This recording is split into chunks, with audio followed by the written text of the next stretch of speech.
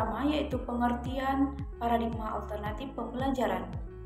Menurut Tiller 2015, mengemukakan bahwa paradigma pembelajaran dapat dipahami sebagai suatu kerangka konseptual atau pandangan tentang bagaimana proses individu mendapatkan pengetahuan, keterampilan, dan pemahaman.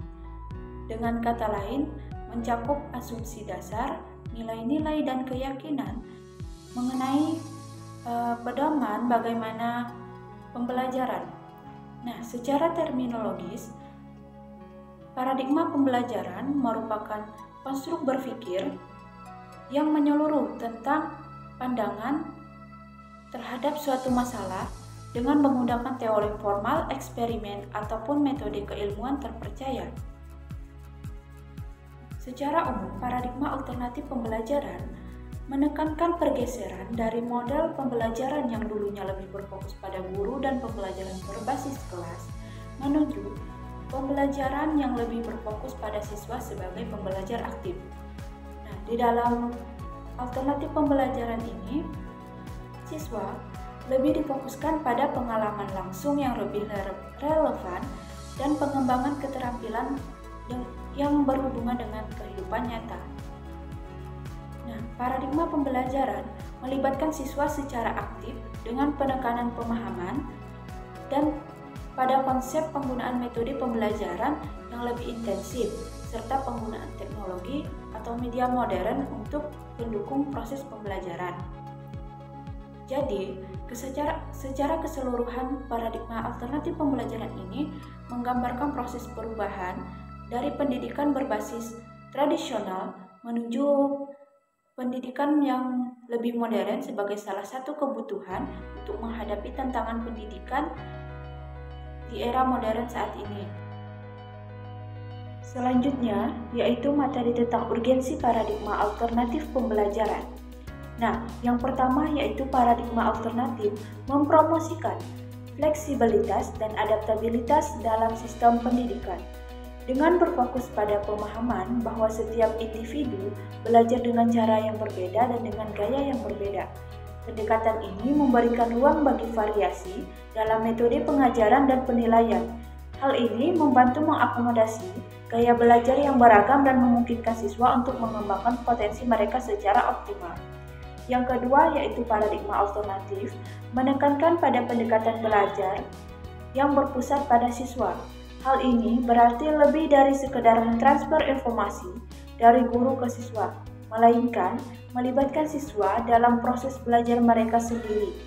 Guru berperan sebagai fasilitator yang mendukung eksplorasi, diskusi, dan pemecahan masalah, sehingga siswa dapat mengembangkan keterampilan kritis dan pemahaman yang lebih dalam. Yang ketiga, pendidikan modern perlu mempersiapkan siswa untuk menghadapi tuntutan dunia yang berubah dengan cepat. Oleh karena itu, paradigma alternatif memfokuskan pada pengembangan keterampilan seperti kreativitas, berpikir kritis, kolaborasi, komunikasi, dan literasi digital. Hal ini dapat membantu siswa menjadi lebih siap menghadapi tantangan dunia nyata atau memasuki dunia pasar kerja yang dinamis. Nah, yang keempat, paradigma alternatif mendorong inovasi dalam metode pengajaran dan kurikulum.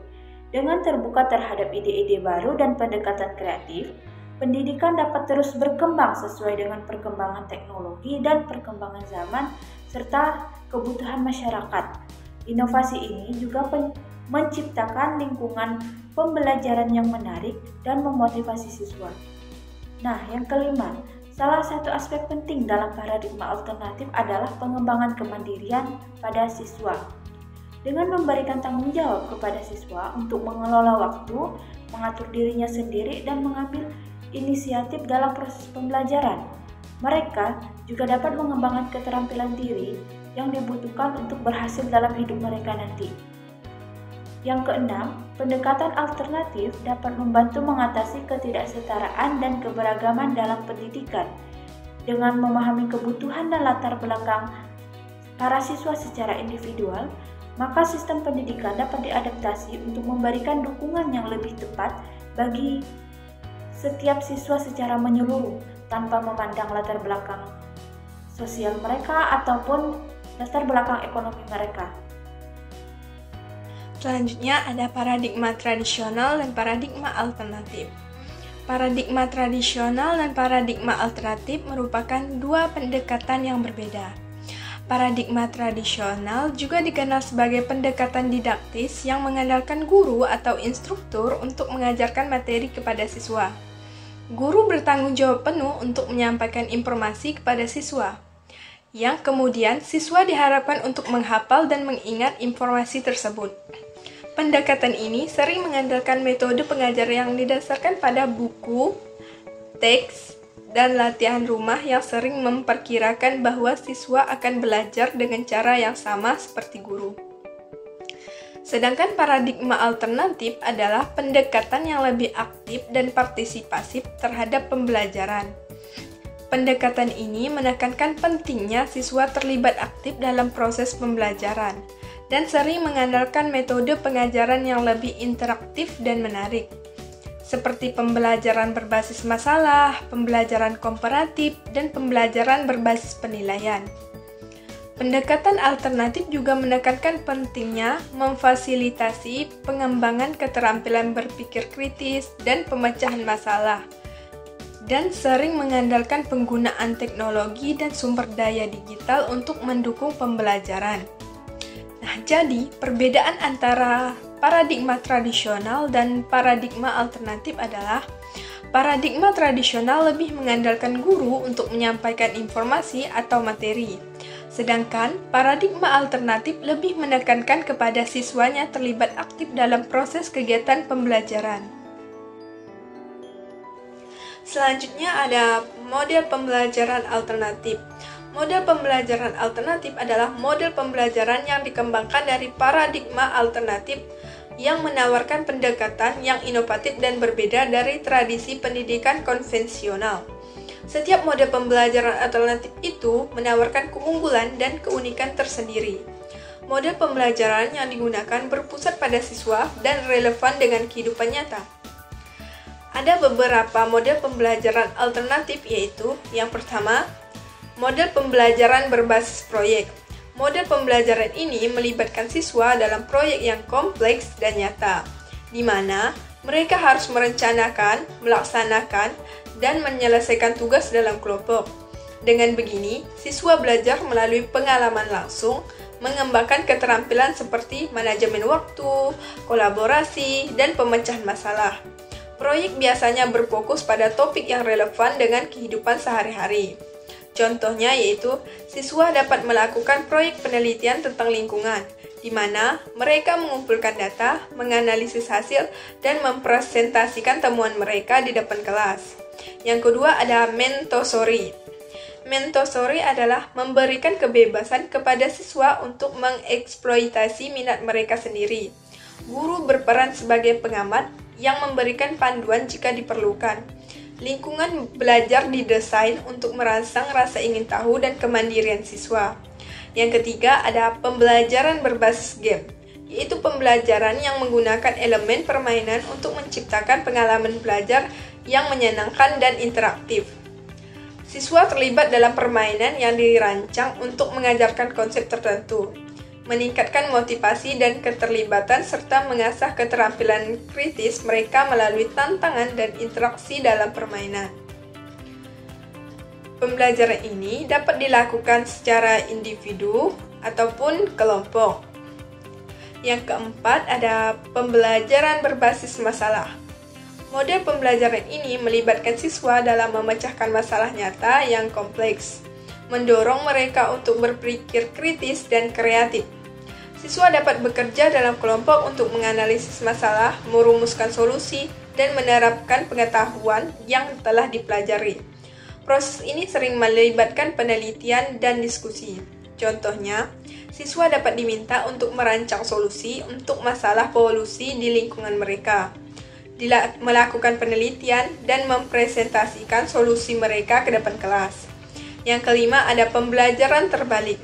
Dalam model ini, siswa mempelajari materi di luar kelas melalui sumber daya digital seperti video atau bahan bacaan.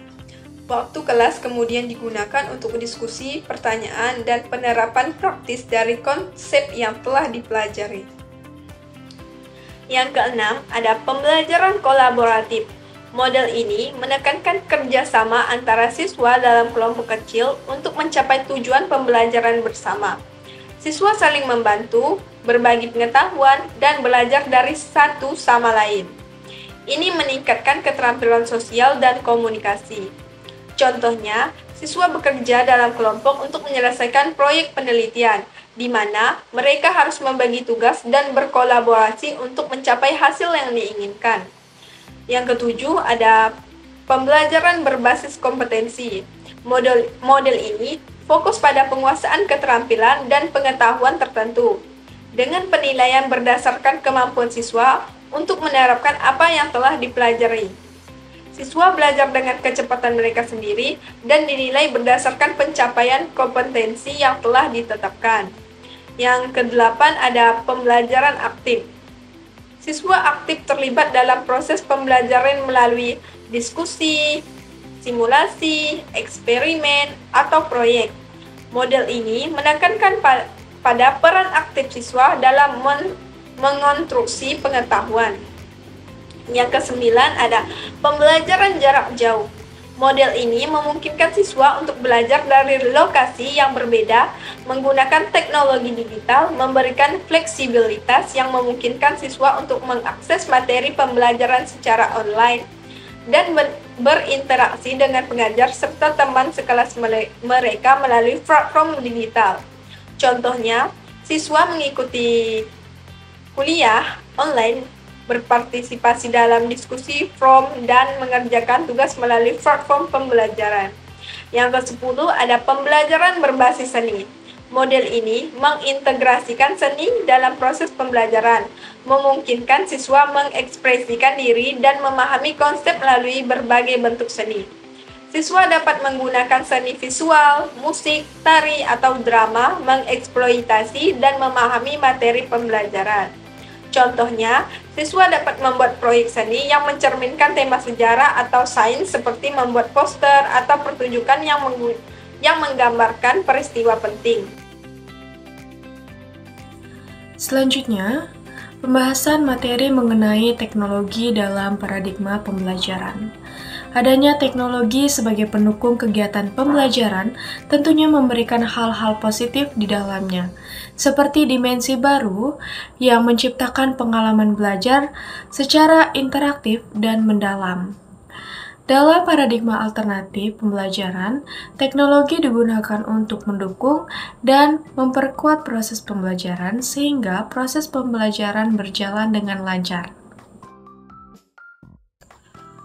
Pada teknologi dalam paradigma alternatif pembelajaran tentunya memiliki beberapa tujuan di dalamnya, sehingga para siswa dapat terbantu dari teknologi tersebut.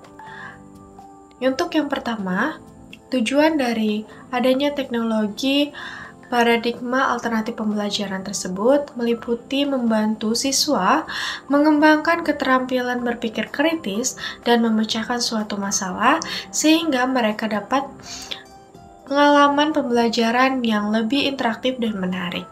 Kemudian yang kedua, siswa dapat terbantu dengan mengakses informasi dan sumber daya lainnya, seperti perpustakaan digital dan platform pembelajaran online, sehingga siswa dapat memperluas pengetahuannya dengan menjelajahi beberapa topik di luar sana. Kemudian, yang ketiga, membantu siswa berkomunikasi dan berkolaborasi. Siswa dapat berkolaborasi dengan teman sebayanya untuk membahas proyek maupun tugas sehingga dapat berjalan dengan lancar.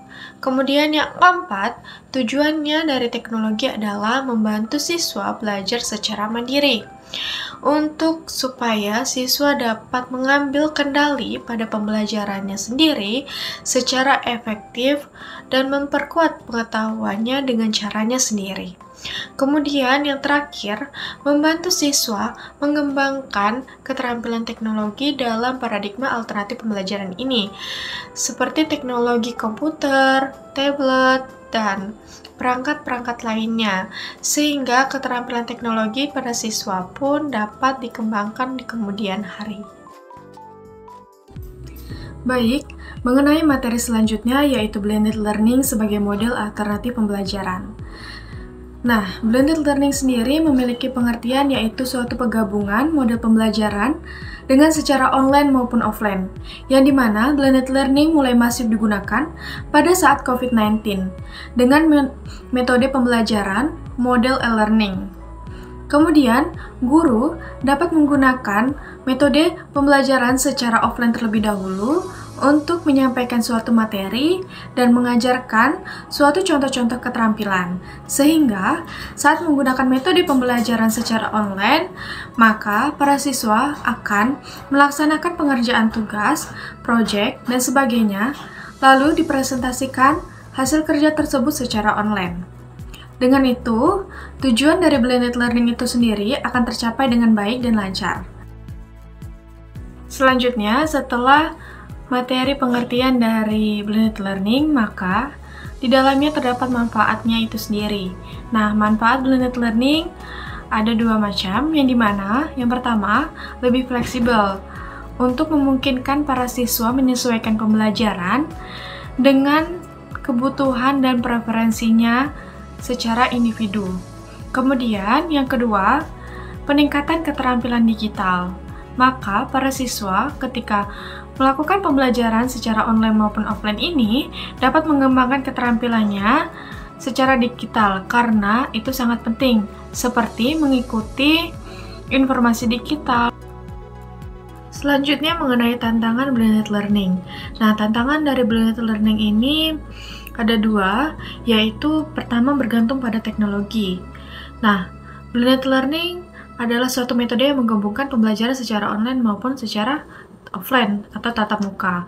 Maka dari itu artinya dalam menerapkannya pun harus bergantung pada suatu teknologi, sehingga sekolah yang ingin menerapkan metode tersebut harus memiliki alat, infrastruktur, serta dukungan keuangan sesuai teknologi yang diperlukan. Dan kemudian yang kedua, itu memerlukan pengetahuan yang kualitas mengenai teknologi. Guru-guru harus mampu menguasai teknologi yang akan mereka pakai dalam aktivitas pembelajarannya. Sehingga, guru juga harus mengevaluasi serta memanfaatkan teknologi agar bisa mengatasi kesenjangan yang terjadi pada hasil belajar dalam metode pembelajaran secara online maupun offline pada siswa.